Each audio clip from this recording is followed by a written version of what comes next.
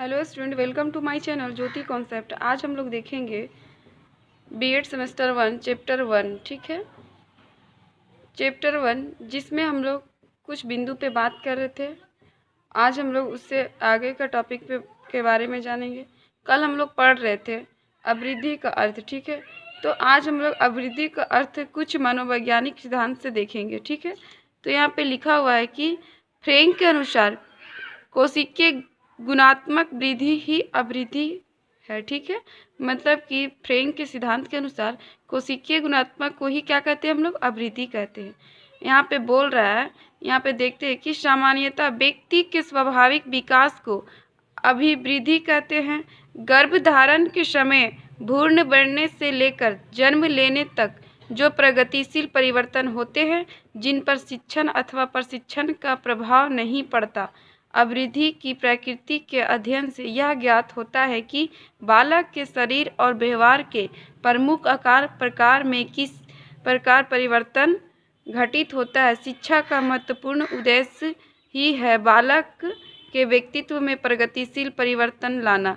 यह परिवर्तन मानव अभिवृद्धि की प्रकृति के अनुरूप ही लाया जा सकता है। ठीक है, यहाँ पे बोल रहा है कि अभिवृद्धि का अर्थ तो हम लोग देखे थे कि अभिवृद्धि को हम लोग क्या कर सकते हैं, मेजर कर सकते हैं, और विकास को हम लोग मेजर नहीं कर सकते। मतलब अभिवृद्धि को हम लोग माप सकते हैं और विकास को हम लोग माप नहीं सकते हैं।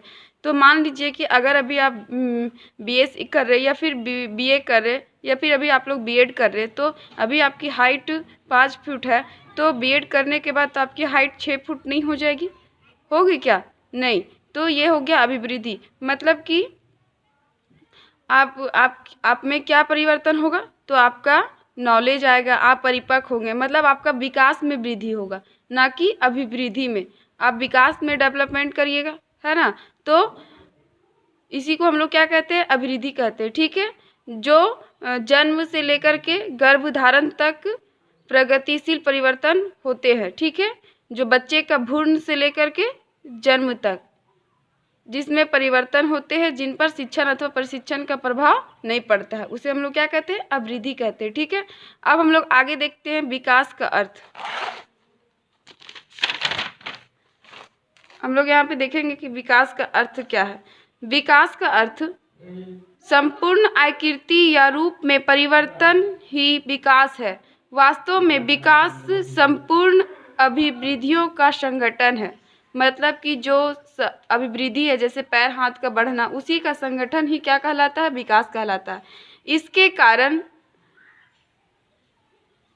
इसके कारण बालक की कार्य क्षमता और कुशलता में प्रगति होती है। उदाहरण के लिए पैरों की वृद्धि, धड़ की वृद्धि अभिवृद्धि है। ठीक है, पैरों का वृद्धि, धड़ की वृद्धि क्या है, अभिवृद्धि। किंतु इनका सम्मिलित रूप शारीरिक विकास कहलाता है। ठीक है, जब ये सब का विकास होता है तो ये सब का जब वृद्धि होता है तो यही एक विकास का, शरीर का विकास का रूप कहलाता है। ठीक है, इस विकास से ही शारीरिक क्षमता में परिवर्तन आता है। अभिवृद्धि के साथ साथ बालक में विकास भी होता जाता है। विकास जीवन पर्यटन कर्मानुसार चलने वाली प्रक्रिया है। विकास जो है वो क्या है, जीवन भर कर्मानुसार चलने वाली क्या है, प्रक्रिया है। मतलब अभी हम आपको एक एग्जाम्पल के तौर पे समझाते हैं कि मान लीजिए एक बालक है जो किसी कारण बस वो बौना रह जाता है। ठीक है, एक बालक है जो किसी कारण बस वो क्या रह जाता है, बौना रह जाता है।